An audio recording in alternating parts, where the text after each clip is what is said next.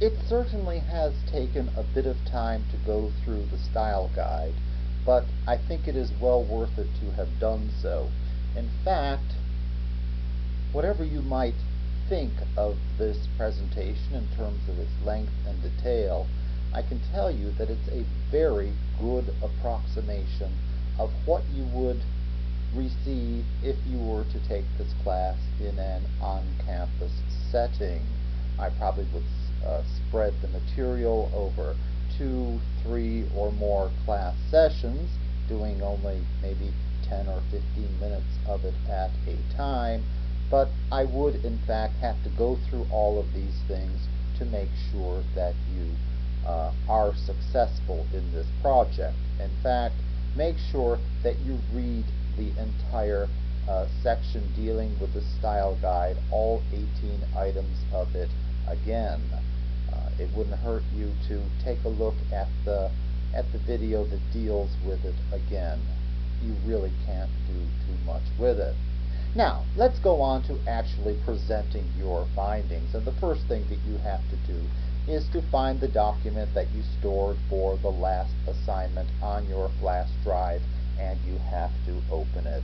I do hope that all of you have invested in a flash drive. I don't see how you can do without one these days, and it is a sensible thing to do because very often your computer or whatever computer you are using may not function for you.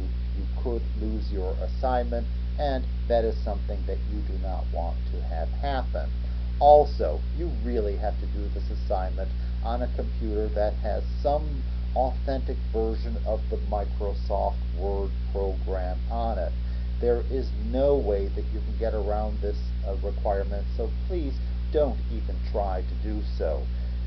You can't imagine how distressing it is for me each semester to keep returning the first assignment to a certain student again and again, and I've done it 6, 7, 8, 9, 10 or more times, believe it or not, because the student would not go to a computer that has MS Word on it. Honestly, people, there's no way you can get around it. Just accept it and go on with it. Now, let's get on to the actual doing of the assignment itself.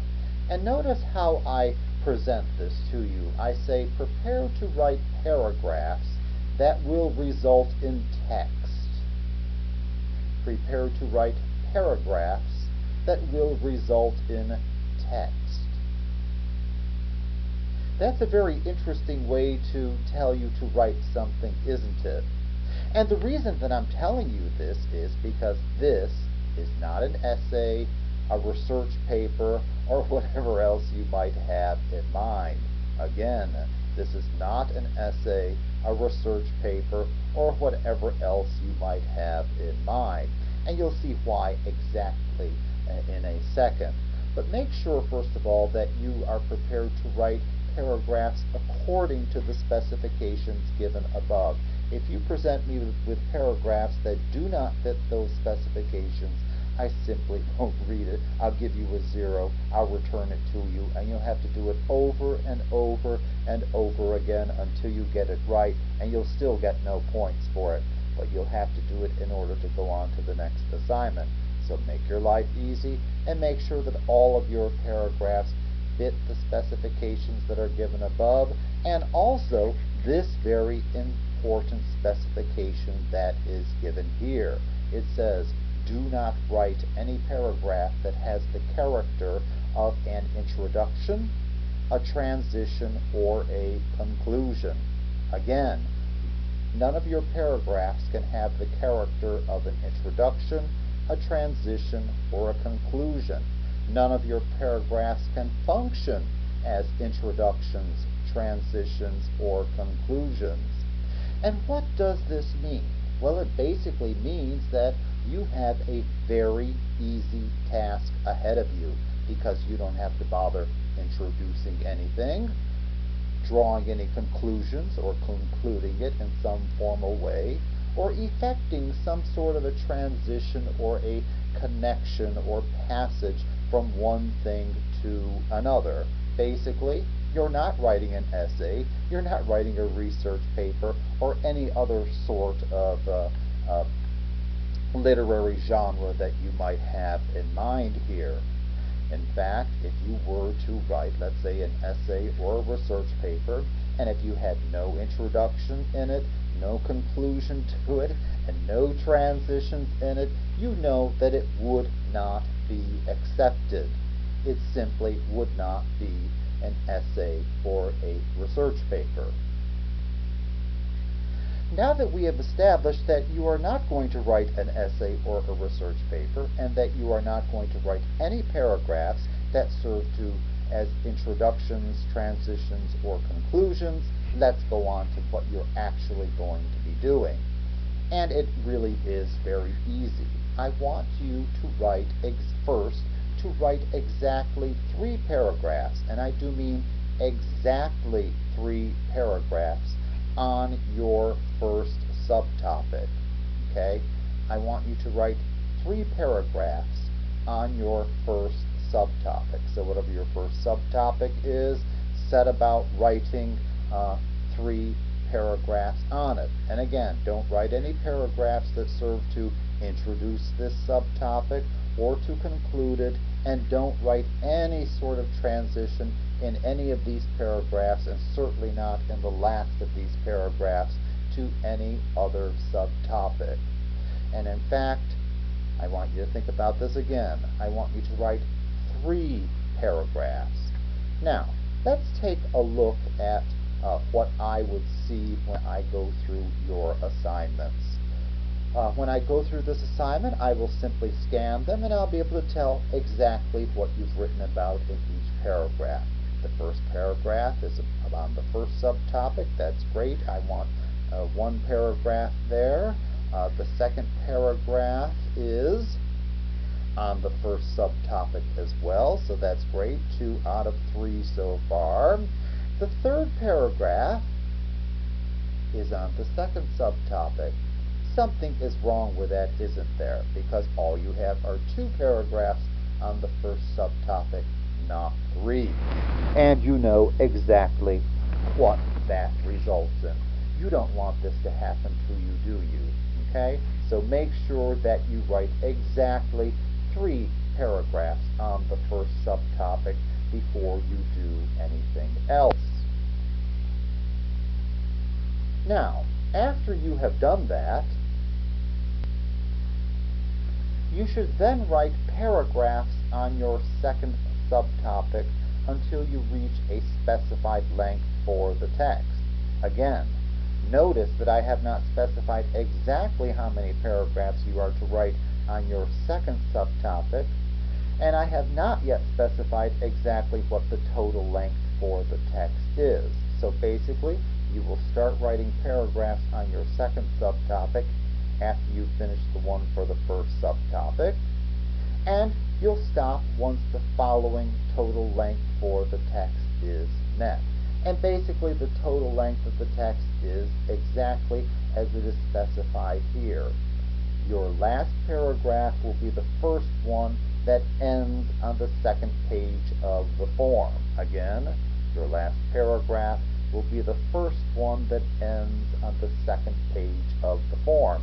All you have to do is to look at the printout that you made at the beginning of the semester of the MRP form. There you will see that the last paragraph spills over and ends on the second page of the form.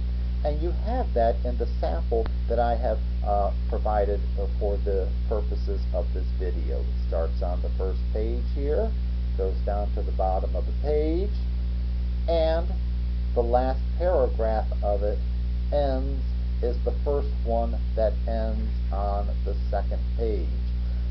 More usually, the paragraph from the preceding page will spill over onto the second page, but in this case here, the second to the last paragraph ends exactly at the bottom of the first page, and then a new paragraph starts on the second page. Whatever the case is, your last paragraph will be the first one to end on the second page of the form. And of course, you should stop writing as soon as that length of text has been reached. Do not go on and on and on with it. I will not read it. I have no interest in doing any more work than I have to, and I don't want you to do any more work than you have to. Read the section above again several times if necessary until you are certain that you understand those specifications. They really are very, very simple, and you should be very happy that you are not writing any sort of an essay or a paper. You are simply writing paragraphs on specific topics that you have chosen to write. It's really an exceedingly simple assignment.